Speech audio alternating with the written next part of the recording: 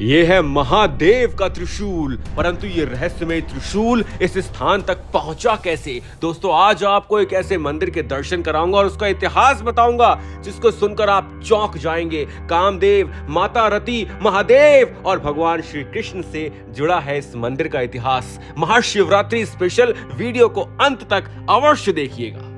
कोई कंपन नहीं है इस समय त्रिशूल में।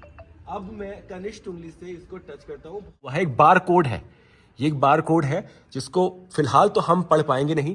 भगवान कृष्ण के पुत्र के रूप में कामदेव का दोबारा से जन्म हुआ था, जिन्हें हम प्रद्युम्न के नाम से जानते हैं। हर हर महादेव। राम राम जी, सबको मेरी प्रणाम। जय श्री राम, हर हर महादेव।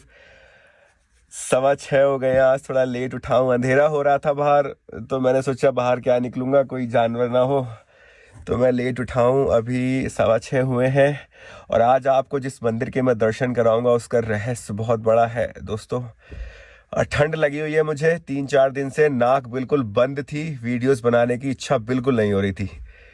अभी उठाऊं बाहर का, आपको दिखाता हूँ व्यू कैसा है। बहुत अच्छा व्यू है। जब मैं गाड़ी में सोता हूँ तो सुबह ऐसी होती है मेरी। और अभी हम थोड़ा सा अपना नित्य कार्य करेंगे पूरा।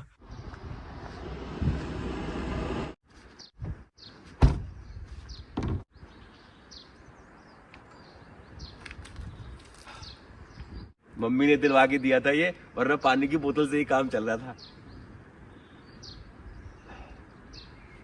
इससे आराम रहा करता है। एक तो मुंह हाथ धोने के लिए मुझे कहीं दूर नहीं जाना पड़ता, दूसरा ये है पानी पीने के लिए बहुत सारा पानी होता है इसमें, इसलिए आराम रहा। मैं इसका कोई ऐड नहीं कर रहा हूँ, ये मम्मी ने दिया, मुझे पता नहीं कौन सी कंपनी का है।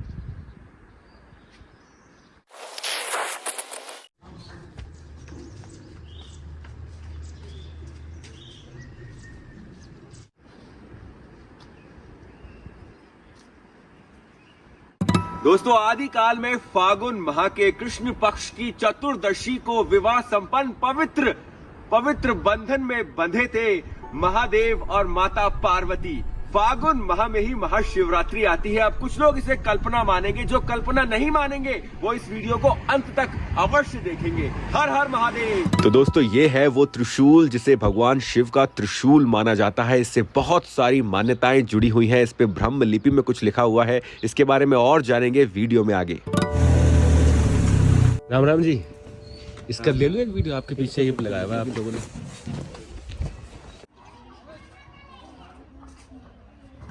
आपको एक रहस्यमयी मंदिर के दर्शन कराते हैं। सबसे ऊंचे मंदिरों में से ये एक है, उत्तराखंड का रुद्रनाथ मंदिर का ही रिजेम्बलेंस में गोपीनाथ मंदिर। आइए। Nationally protected monument Rudranath Gopinath temple, archaeological survey of India. इस पे ये ब्रह्म लिपि में कुछ लिखा हुआ है और कुछ लोग कहते हैं कि देवनागरी में लिखा हुआ है और कुछ लोग कहते हैं कि ब्रह्म लिपि में लिखा हुआ है। इसको थोड़ा सा डिकोड कर लिया गया है पर पूरा नहीं किया अभी। देख रहे हैं आप पढ़ने की कोशिश कीजिए, इस पे कुछ लिखा हुआ है।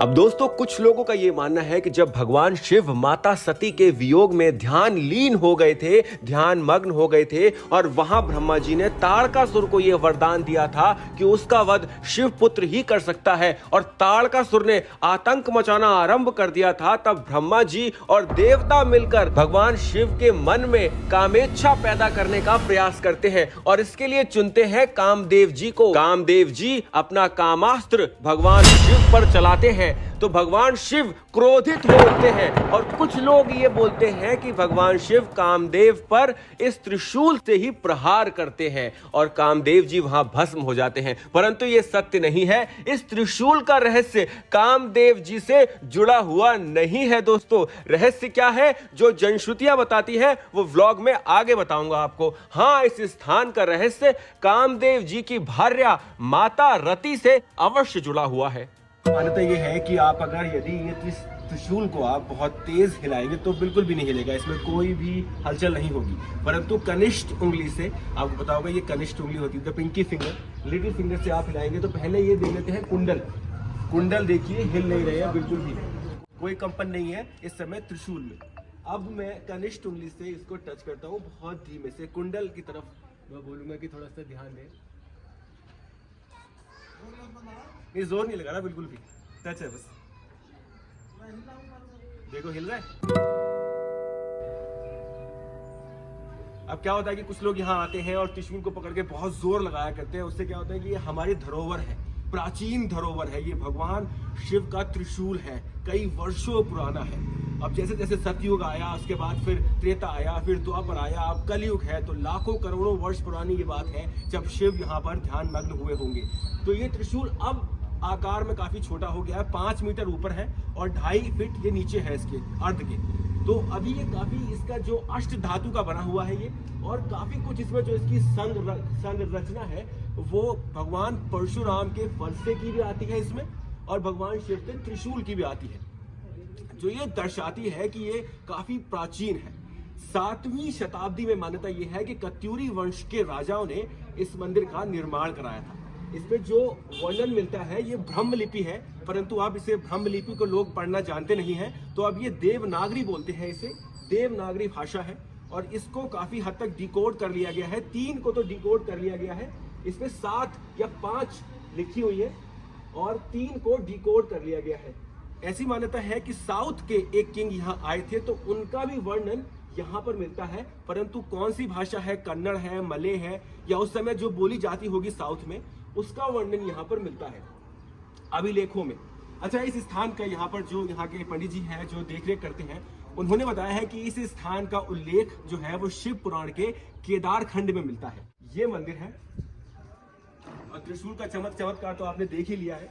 बहुत तेज यदि आप इसे हिलाएंगे तो नहीं हिलेगा, कनिष्ठ उंगली से यदि आप हिलाएंगे तो ये त्रिशूल में आपको कंपन दिखेगा, जो कि अपने आप में एक दर्शाता है कि यहाँ पे कोई शक्ति वास करती है।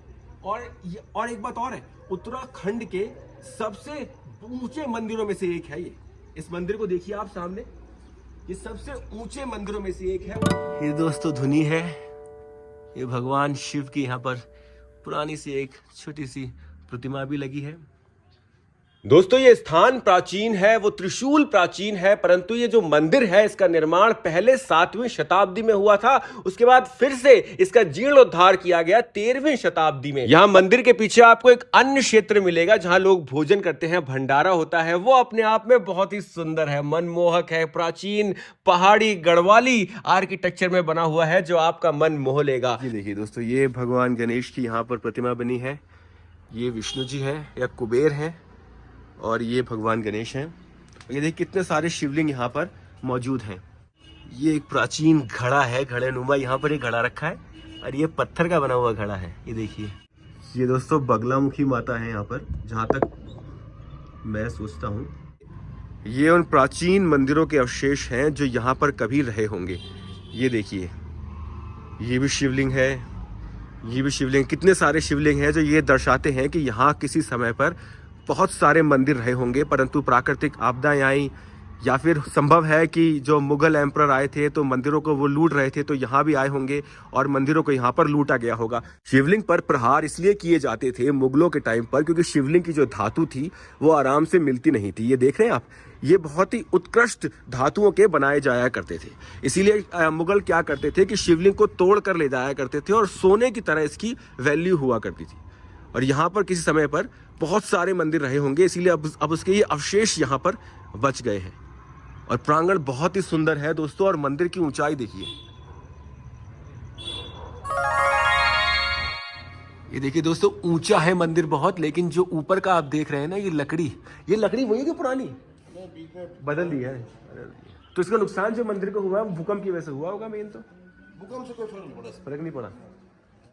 ये दर्शाता है कि जो गर्भ, जो ऊपर का जो स्थान है मंदिर का, अब अंदर तो वीडियोग्राफी अलाउड नहीं है, अंदर भगवान शिव का स्वयंभू शिवलिंग है और गणपति महाराज, कार्तिकेय, माता पार्वती सबकी प्रतिमा लगी है अंदर। और ये मंदिर है बेसिकली, जो प्रांगण है अंदर से जो मंदिर है वो ये है, और वो गर्भगृह है। मैं थोड़ा सा जूम करके दिखाता हूँ, अंदर स्वयंभू शिवलिंग वहां पर मौजूद है। ये देखिए दोस्तों, मंदिर के आज अंदर की साइड में दीवारों पर बहुत सारी लिखा हुआ है। यहाँ पर ऐसी लिखावट आपको मैंने दिखाई थी भविष्य बद्री में, जिसमें कुछ अलग सा लिखा हुआ था। इसी तरीके से यहाँ पर हर मंदिर में या तो इस मंदिर का इतिहास लिखा हुआ है या कुछ ऐसा लिखा हुआ है जो आगे आने वाले समय में हम पढ़ पाएंगे। कुछ संस्कृत में लिखा हुआ है, कुछ पाली भाषा में लिखा हुआ है, कुछ ब्रह्म लिपि है, कुछ देवनागरी है। ये देखिए, ये आपको दिखाऊं यदि, तो ये भाषा ब्रह्म लिपि और देवनागरी का मिक्सचर है। यहाँ पर तो देखिए आप, ब्रह्म लिपि आती है, देवनागरी, और फिर यहाँ से ये बदल गई है, जैसे कोई साइन लैंग्वेज हो, कुछ हमें बताने का प्रयास किया जा रहा हो। ये मंदिर बहुत रहस्यमय है दोस्तों। हर मंदिर के पीछे कोई ना कोई कारण रहा होगा और कोई ना कोई रहस्य छिपा हुआ है। ये देखिए, ये जो बने हैं ये भी सिंबल्स हैं, ये साइन लैंग्वेज का आधार होते हैं, जिसको हम बाइनरी बोलते हैं, बाइनरी भाषा बोलते हैं इसको। आप नई कंप्यूटर की भाषा बोलते हैं जब, तो उसमें बाइनरी लैंग्वेज होती है। उसी प्रकार मंदिर में ये मंदिर की बेस बाइनरी लैंग्वेज है जो यहाँ पर है, जो मेंशन है। इसके पीछे रीजन है, वरना पत्थर ऐसा होता है चिकना, परंतु यहाँ आप देखेंगे तो ये चिकना पत्थर नहीं है, ये बाइनरी भाषा में कुछ लिखा हुआ है। एक बार कोड है, ये एक बार कोड है जिसको फिलहाल तो हम पढ़ पाएंगे नहीं, परंतु यदि आगे टेक्नोलॉजी बढ़िया रही तो इसको भी हम पढ़ पाएंगे, और ये जो भाषा लिखी है इसको भी हम कभी ना कभी आगे आने वाले समय में पढ़ पाएंगे। दोस्तों, मंदिर के पास ही 800-900 मीटर आगे एक रति कुंड है, जहां पर माता रति ने कामदेव जी के भस्म होने के बाद आके महादेव की तपस्या की थी। आइए उसके भी दर्शन आपको करा देता हूं। और ये है बैतरानी कुंड, ये देखिए नीचे, ये मंदिर है। ये तो नया बना है अभी, ये पुराने मंदिर है। दोस्तों देखिए, ये आकृति देखिए आप पीछे, ये सांप की आकृति बनी है, ये सांप की। ये दर्शाता है कि जब कामदेव जी ने भगवान शिव पर बाण मारा था तो उसके बाद शिव की शक्ति को यहाँ पर दर्शाया गया है सांप के आकार में। दोस्तों, तो मैं बैठा हूँ इस समय बैतरानी कुंड में, पर माता रति ने बहुत वर्षों तक तपस्या की थी, जब उनके पति कामदेव को भगवान शिव ने भस्म कर दिया था। कुछ लोग कहते हैं कि त्रिशूल से किया था, और कुछ लोग कहते हैं कि भस्म किया था अपने त्रिनेत्र से भगवान शिव ने। तब माता रति यहीं इसी स्थान पर आके तप करने लगी थी, और उनके वर्षों के तप के बाद भगवान शिव प्रसन्न हुए थे, और फिर भगवान कृष्ण के पुत्र के रूप में कामदेव का दोबारा से जन्म हुआ था, जिन्हें हम प्रद्युम्न के नाम से जानते हैं। दोस्तों, अभी तक आपको मैंने बहुत सारे कुंड दिखाए हैं। क्षमा चाहूंगा, मुझे जुकाम है, 3 दिन से नाक बंद है, तो पता नहीं मेरी आवाज कैसी आ रही होगी, परंतु जितने भी मैंने कुंड दिखाए हैं ऐसे, ये पुराने काल में, आदि काल में लोग, कत्यूरी वंश के लोग ऐसे कुंडों का निर्माण करना जानते थे, जो ये दर्शाता है कि वास्तुकला में वो कितने माहिर थे, कितने संपन्न थे। ये देखिए, ये जो जल आ रहा है, इसका जो स्रोत है वो बहुत ऊपर है, कहीं पहाड़ में, बीच में कहीं ये जल आपको दिखाई नहीं देगा, परंतु इस कुंड में आकर ये जल गिर रहा है। और ऐसे बहुत सारे कुंड उस काल में यहाँ पर रहे होंगे, अब तो बहुत कम रह गए हैं। स्थान अत्यंत सुंदर और अत्यंत रमणीय है, जिसे आप बोलते हैं, और यदि आप इतिहास जानते हैं ऐसे स्थानों का तो कनेक्ट कर भी पाएंगे उससे। बहुत फिसलन है, और एक छोटा सा बच्चा मेरा कैमरा पकड़ के बैठा है इस समय, तो मैं नहीं चाहूंगा कि मैं गिरूं और वो मेरे साथ गिरे। हर हर महादेव। दोस्तों, कुंड के पास ही छोटा सा मंदिरों का एक समूह है, जो मुख्य मंदिर से 800-900 मीटर दूर है, जो ये दर्शाता है कि यहाँ पर कितने सारे मंदिर रहे होंगे। और इन मंदिरों के बाहर भी एक बोर्ड लगा है आर्कियोलॉजिकल सर्वे ऑफ इंडिया का, जिसमें ये लिखा है कि ये मंदिर बहुत पुराने हैं, इनको नुकसान ना पहुंचाएं।